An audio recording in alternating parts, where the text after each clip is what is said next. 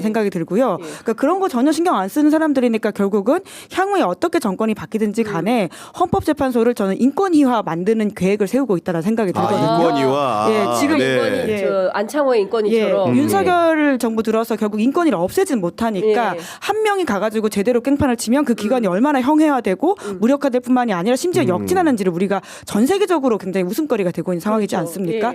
한 명만 그렇게 뒤집어 누워도 사실 많은 것들이 바뀐다라고 하는 것을 인권위 사례로 봤기 때문에 물론 헌법기관의 헌재와는 좀 다른 상황이 될 수 있겠지만 앞으로 굉장히 이렇게 무리수를 두면서까지 넣는 이유들에 대해서는 그런 모습까지도 좀 걱정이 된다. 그렇죠. 그러면서 내란과 관련되어 있는 헌법재판소의 어떠한 판단들이라든지 향후 만약에 이재명 대통령이 만약에 나오는 상황이 될 경우에 소추와 관련되어 있는 판단 여부 그리고 국민의힘에 대한 뭐 바뀐 정권에서의 위헌정당 해산 이런 것들이 다 헌재의 과제로 넘어가게 되어 있는데요.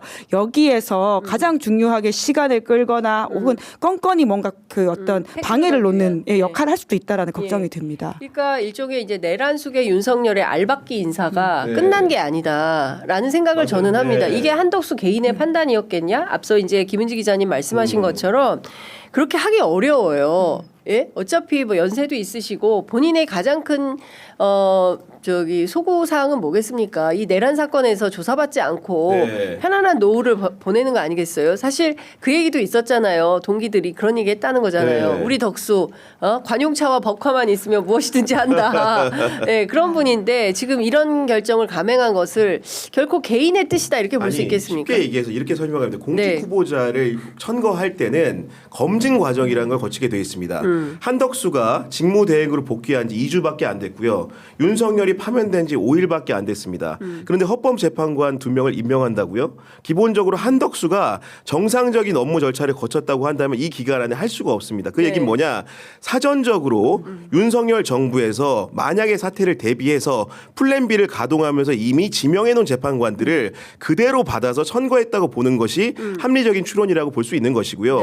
게다가 이완규는 얼마나 믿을 만한 사람입니까? 아까 경찰 조사 받았다고 말씀드렸지만 거기 가서 안가에서 뭐 했냐 그랬더니 아유 한숨만 쉬고 밥만 먹다 온 게 답니다.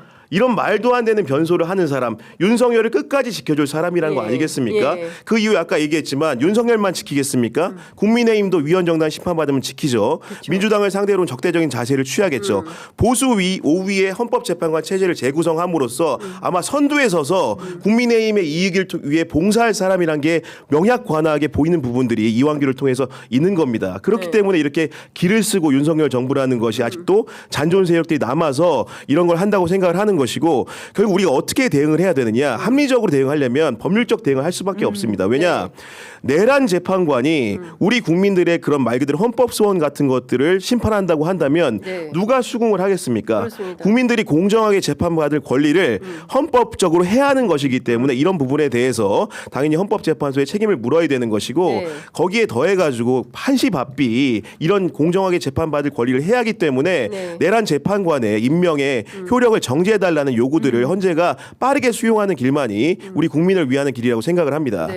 아유, 아주 박수 치고 싶을 정도로 명약관하게 설명을 해주셨어요. 딱 정리했어요. 내란 재판관. 내란 재판관 이완규. 근데 지금 상황에서는 이제 민주당에서 빠르게 그 가처분 신청과 권한쟁의 심판을 제기한다고 한 거죠. 네, 근데 이제 권한쟁의 심판은 좀 애매하다 이런 이야기들을 법조 관계자들이 하던데 왜냐하면 누구의 권한을 침해했느냐라고 하는 문제인데 과거에 이제 마은혁 건 같은 경우에는 국회의 권한을 침해했다라고 할 수 있는데 지금 이거는 대통령의 권위이지 않습니까? 그러니까 이 정말 이 무정부 상태에서의 그 한덕수발 반란이 일어났기 때문에 이 법기술자들에게 어떻게 제재할 방법이라고 하는 게 좀 애매한 측면이 있다라고 하는 것이 있는데요. 그럼에도 불구하고 가처분 같은 경우에는 빨리 이제 법조계가 판단해 줄 수 있는 문제이거든요. 그러니까 무조건 이 상황들을 스탑시켜 놔야 됩니다. 그러지 않고서는 그 이후 후과가 우리 공동체에 너무 크게 발생할 것이라는 걱정이 들고요.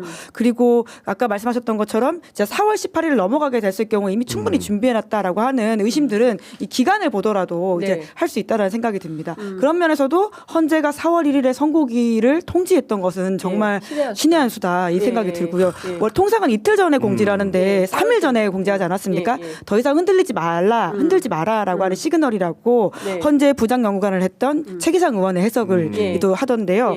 저는 그날 아침에 조선일보에서 실제로 이런 기사를 냈었거든요. 4월 1일에 법조계에서는 후임 2명과 마흔여과 함께 그러니까, 임명을 네. 부임 체제로 신중하게 결론 내야 된다. 그러니까 정말 그날 아침까지만 하더라도 보수 일각의 택은 분명히 이런 게 있었다라고 보입니다. 예. 그러니까 이게 한두 사람이 판을 짜고 있는 것은 아니다. 예. 라는 거예요. 사고는 윤이 쳤지만 그러니까 수습은 팀이 한다. 이런 느낌을 계속 주고 있다. 그러니까 거기에 한 축이 조선일보가 되는 것이고 국민의힘과 보수법조 카르텔이 예. 동시다발로 움직이면서 지금 윤 지키기에 골몰하고 있다. 저는 그렇게 보여요. 그러니까 정말로 이 법꾸라지들이 무섭기는 합니다. 왜냐하면 예. 우리가 너무 우습게 봤지만 그 변호인단이 헌재 대신 판정에 나와서 헛소리하는 모습을 보면서 굉장히 우스꽝스럽게 봤지만 실제로 지기현 부장판사를 활용해서 구속 취소도 이끌어냈고 네. 심우정 검찰총장을 활용해서 심지어 즉시항고도 포기하게 만든 세력들 아닙니까? 그러다 보니까 이번에 황유안이 당한 이후에도 법기술을 부리는 것으로 보이고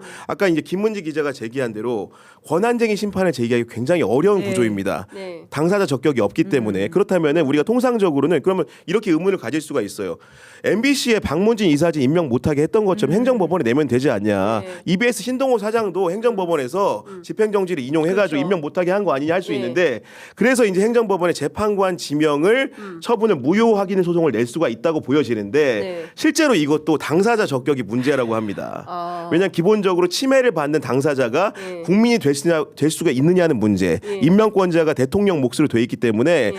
이런 부분들이 행정법원으로 가더라도 소송이 이제 각하될 수 있는 사유라는 게 법조계의 우세한 관측이거든요. 네. 그렇기 때문에 또 행정법원을 통해서도 앞서 있었던 박문진이라든가 신동호처럼 따져 묻지 못하는 구조라는 것을 이들이 잘 알고 네. 결국은 국회에서 인사청문회법에 따라 가지고 네. 만약 여기서 이제 보고서를 채택하지 않고 네. 청문회를 열지 않더라도 대통령 몫이기 때문에 20일 기다렸다가 또 이제 안 한다 그러면 10일 더 기다려서 30일 이내 쉽게 얘기해서 대선 치르기 전에는 우리가 재판관 2명 임명할 수 있다. 네. 대선 져도 상관없다. 재판관만 임명해서 실익만 챙기면 된다. 네. 이런 판단을 한 것 같아서 네. 정말로 뜨악합니다 지금. 그러니까요. 그러니까 지금 그 정말 법기술의 달인들이에요.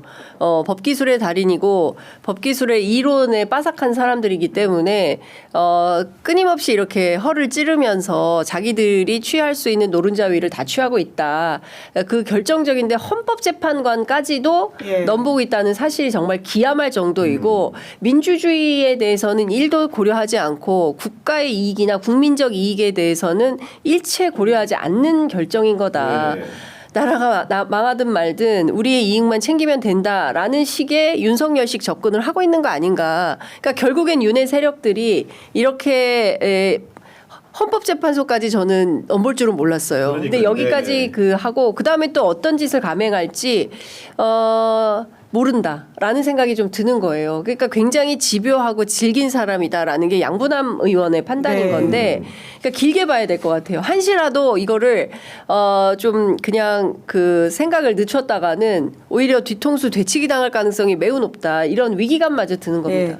네. 그나마 이제 생각해 볼 수 있는 방법, 정말 최악의 상황들을 갔을 때 어떻게 대응해야 될지에 대해서는 저는 이제 이 상황에서는 한덕수 탄핵을 더 이상 망설이지 말아야 된다 이렇게 생각을 하고 있고요. 뿐만 아니라 만약에 지금 이완규 헌법재판관이 임명됐을 경우에는 그러니까 지명을 넘어 임명까지 갔을 경우에는 이제 재판관 탄핵에도 좀 그 관심을 가져야 되는 게 아닌가라는 생각이 들고요. 그러니까 애초에 자격이 없는 상황에서 됐기 때문에 이것의 위헌적인 요소들은 따져봐야 될 부분이 있어 보입니다. 물론 그 결정을 동료 재판관들이 해야 되기 때문에 거기에 대한 부담을 가질 수는 있을 거라고 보는데요. 이것은 공적인 이슈이지 사사로운 감정, 옆에 있는 사람에 대한 우리가 어떤 감정적 배려를 하는 것이 아니거든요. 그러니까 이번에도 우리가 봤듯이 8대0 사실상 40대0의 어떤 결과를 내므로써 공동체가 갈라지는 모습들을 헌법재판소가 구해낸 모습들이 있습니다.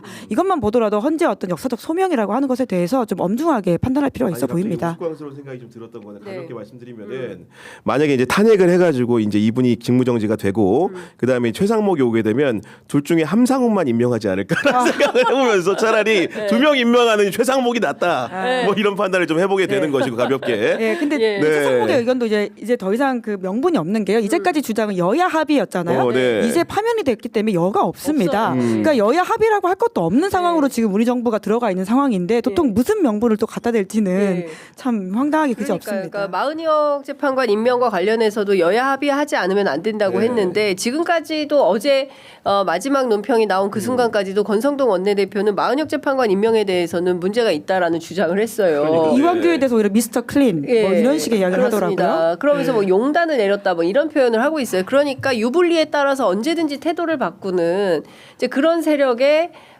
지금 끌려다니는 것인지 알 수 없는데 그리고